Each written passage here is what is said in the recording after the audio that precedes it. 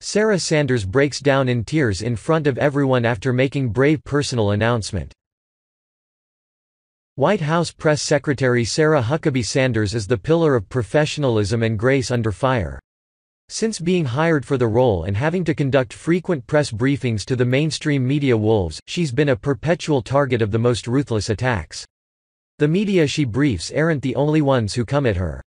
Late-night talk show hosts and celebrities in Hollywood have also enjoyed making fun of her to no end.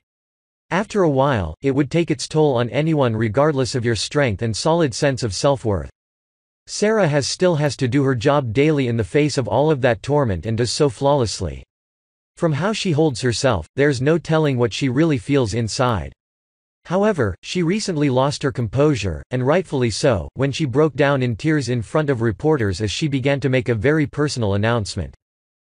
President Trump knew what he was doing when he put this incredible woman in this position. She's the very best for the job and, more importantly, has Trump's back. There's no question how much she genuinely respects him and the job he's doing as our nation's leader. Proving that, was when she began to cry while revealing what she found on his desk. Western Journalism reports. White House Press Secretary Sarah Huckabee Sanders grew visibly emotional during a press briefing Thursday as she read from a 10-year-old letter recently sent to President Donald Trump from a Tennessee man named Joseph. The father of an Air Force Master Sergeant currently on his second tour of duty in Afghanistan, Joseph wrote the letter while his son was serving in Iraq, to remind him of everything that was at stake. "Please don't lose sight of your purpose," Joseph had written. "You're the only hope and glimmer of light for the good, innocent men, women and children that you are protecting. This may be hard for you to see or understand. Most people know that all of you are there because you volunteered to be there. Your actions and dedication are seen by people throughout the world as without a doubt the most heroic action of any person which can be made. You and the soldiers standing next to you from all of the other countries are the pride of not only the nations they represent, but every individual that yearns to be free," the letter concluded. "Stand tall, my son, and be steadfast.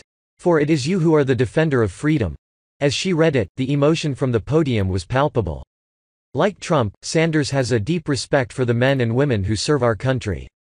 It was personal to her to make this announcement and obviously important.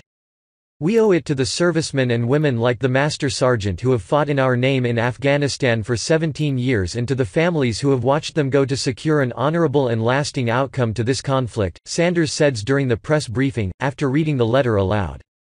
Western Journalism added, "Though many on both the right and left have complained over the president's just-announced decision to escalate the United States war in Afghanistan, it's clear by Joseph's poignant words why we can't give up now when we've already come this far." Closing up the briefing, Sanders noted that Joseph told Trump he had been a police officer for 30 years and that he sent the letter to the president in the hopes he'd read it. "I'm glad to say that he did earlier today," she said. "Each citizen is so important and special to the president, that he read this letter and kept it within reach, despite receiving an overwhelming amount of mail daily, most likely. He promised to work for the average American and our military and is doing just that." Part of Joseph's words to his son also apply to Sanders and Trump as well. "Please don't lose sight of your purpose. America needs them both to remain steadfast to their purpose through the challenges heaped on them by detractors."